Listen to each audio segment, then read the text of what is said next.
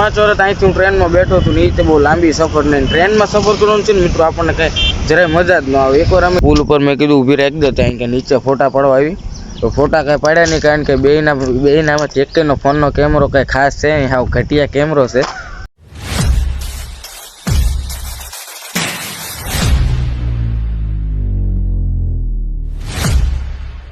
કેમ છો મિત્રો? મજામાં? હું મજામાં એટલે તમે મજામાં જશો. મસ્ત મજાની શુભ સવાર થઈ ગઈ ને હવારમાં છે ને કોઈ મોડો કરીને વહી ગયો મિત્રો. જો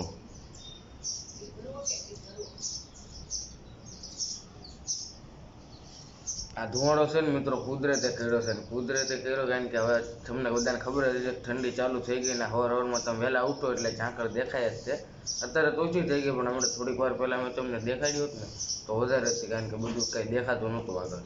હવે આપણે જવાનું દૂધ દેવા ને તમે થોડુંક આવીને વ્યૂ મિત્રો આપણે દૂધ લઈને નીકળી ગયા છીએ ગાડી પર ને ગાડી પર છે ને મિત્રો ઠંડી લાગે તો બાકી આ ફેરે મને એવું લાગે છે કે શિયાળાની ટાઈટ ભૂકા કાઢી નાખવાની છે, કારણ કે મિત્રો હર ફેરે છે ને આમ શિયાળો હોય ને પછી એકાદ મહિના પછી આમ થોડીક ઠંડી લાગવાનું ચાલુ થાય. આ ફેરે જે શિયાળો ચાલુ થયો છે ને ફૂલ ઠંડી ચાલુ થઈ ગઈ છે. અત્યારના વાગી ગયા છે 9:30 ને આપણે દૂધ દઈને આવી ગયા છીએ ને આવ્યા હતા ખડ લેવા માટે. હવારમાં ખડનો ભારો લેવા માટે આવ્યો હતો ને આ શાંતિ જોવો મિત્રો તમે કેટલી શાંતિ સમજો. એકદમ આખો રોડ ખાલી અને એકદમ શાંતિ ને એવો મસ્તીનો તડકો આવશે ને વાત જ ન પૂછો. એકદમ હાવ શાંતિ, હાવ ચકલીને અને એવા પક્ષીઓનો અવાજ આવે છે, ખાલી બહુ થોડાક આવે છે એટલે તમને નહીં સંભળાય, ખાલી મને સંભળાય છે. એકદમ શાંત આખું બધું, કોઈ મારી સિવાય કોઈ છે જ નહીં બીજું. ચકલીનો અવાજ તમને સંભળાવજો, સંભળાય ને તો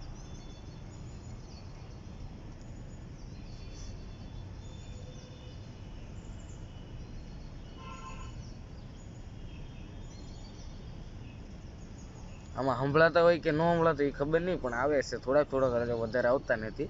તો હવે આપણે અહીંથી ખડનો ભારો લઈને જઈએ ફટાફટ ને ગાયોને નીંદ નાખવાની. તો મિત્રો આપણે ખડનો ભારો લઈને ઘરે આવી ગયા છે ને નિર્ણય કરી દીધી છે ગાયોને. તો હવે આપણે ફટાફટ નાહી આવી, કારણ કે અત્યારે આપણી પાસે કંઈ કામ છે નહીં.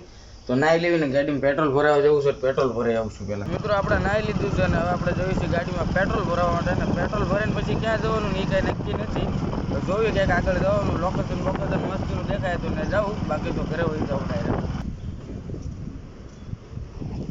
તો મિત્રો આ ટ્રેન જોઈને તમને ખબર તો પડી ગઈ છે આપણે ક્યાં આવ્યા છે. આપણે આવ્યા છીએ મિત્રો રેલવે સ્ટેશન. આ અમારે અહીંનું છે ને મિત્રો રેલવે સ્ટેશન છે આખું.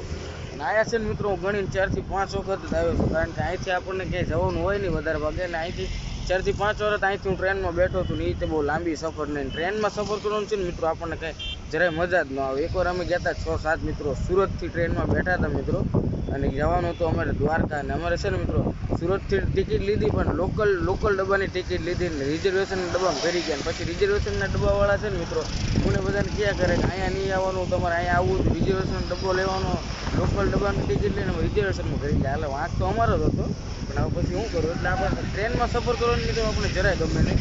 અને આયરું સ્ટેશન રહ્યું ને મિત્રો એ અમારા ઘરથી બહુ આખું નથી, પણ તો અહીંયા આપણે વધારે ભાગ આવી જ નહીં. અત્યારે કાંઈ જવાનું નથી, કામ નથી, એટલે પછી આપણે કાંઈ તો આપણે અહીં રખડતા હતા પુલ પર, એટલે મેં તમને કીધું દેખાડી દઉં. અને અહીંથી આ નીચે રહ્યું ને મિત્રો આ છે આખી આપણી માર્કેટ, જે તમને જોઈ દઈ છે મારા બ્લોગમાં પહેલાંના આગળના. તો અહીંથી આપણે નીકળ્યું, ખાલી તમને દેખાડો તો. આ તો અહીં ઉપર આવ્યો ને મિત્રો પુલ પર, તો અહીંથી ટ્રેન જતી હતી, મેં ખાઈ પી લેવી પછી મળવી તમને. વાગી ગયા છે 4:30 ને હું આવી છું અને જેટલો તને રખડો આવ્યા હતા બહાર આવી છું. ગાડું બચ્ચાને આવ્યો છે, ફોન બચ્ચાને ખબર નહીં આવી છું. ફોન આવ્યો કે હાલ આપણે રખડતા આવીશું. તો હાલ રખડતા પહોંચી ગયા છે કંચરના પુલે. મેં કીધું કંચર લઈ લે ને અત્યારે વ્યૂ સારું આવશે, કારણ કે 4-5 વાગ્યાનો ટાઈમ છે ને એટલે એકદમ મસ્તીનું વ્યૂ આવશે. ઉપર જઈને જોયું કેવું વ્યૂ આવે છે. પુલ પર ચડી રહ્યા છે, વચ્ચે જઈને ફોટા પાડશું. અત્યારના ટાઈમે તડકો એકદમ મિનિમમ માપ તડકો હોય ને એટલે ઘરે આવી ગયા હતા. ઘરે આવીને આપણે જવાનું હતું માર્કેટમાં, કારણ કે થોડીક વસ્તુ લાવવાની હતી. તો માર્કેટમાં ગયા હતા, માર્કેટમાં બધું લઈને આવી ગયા છે. 6 વાગી ગયા અત્યારે, અને અત્યારનું વાતાવરણ છે ને મિત્રો એકદમ શાંત થઈ ગયું. જુઓ તમે, અને આ છે મિત્રો અમારું ગામડું નેહડું. આ અમારું નેહડું છે અને અત્યારે એકદમ શાંતિનું વાતાવરણ થઈ ગયું છે મિત્રો. તો મિત્રો અત્યારના ટાઈમની વાત કરું તો 7:14 થઈ ગઈ છે અને આપણે બહાર હવન દીવા કરી નાખ્યા. રામાપીર બાપાની આરતી થાય છે બહાર, એટલે મેં કીધું બહાર બ્લોગ બનાવીશ તો બહુ અવાજ આવશે એનો, એટલે મેં કીધું અંદર જ બનાવી લેવી. આપણે હવન દીવા કરી નાખ્યા હતા અને આપણે જવાનું છે દૂધ દેવા માટે. અને મિત્રો આપણા વાળ છે ને બહુ મોટા થઈ ગયા છે અને વાળ હરખા રહેતા નથી, થોડાક આમ ને આમ થઈ જાય છે, એટલે એને કપાવવા જવાનું છે. પણ હજી હમણાં થોડાક જ દિવસો મિત્રો દિવાળી આવવાની છે, તો દિવાળીના 2-4 દિવસ પહેલાં કપાવશું ને તો આપણું લુક એકદમ મસ્તીનું થઈ જાય છે દિવાળી આવતા આવતા. એટલે આપણે અત્યારે વાળ નથી કપાવવાના, પણ 2-4 દિવસમાં આપણે કપાઈ નાખશું એમ દિવાળી આવતા આવતા. જો મિત્રો આ તુલસી કેરાની વચ્ચે મેં દીવો કર્યો છે ને, કેટલો મસ્તીનો લાગે છે, એકદમ વચ્ચે મૂક્યો છે અને સામે રામાપીર બાપાની આરતી થાય છે. ચાલો મિત્રો આપણે આવી ગયા છીએ ઘરે ને હવે આપણે હોઈ જઈએ ને આજનો બ્લોગ વિડીયો આપણે અહીંયા જ પૂરો કરી. મજા આવી તો વિડીયોને લાઈક ને ચેનલને સબસ્ક્રાઈબ કરતા જજો.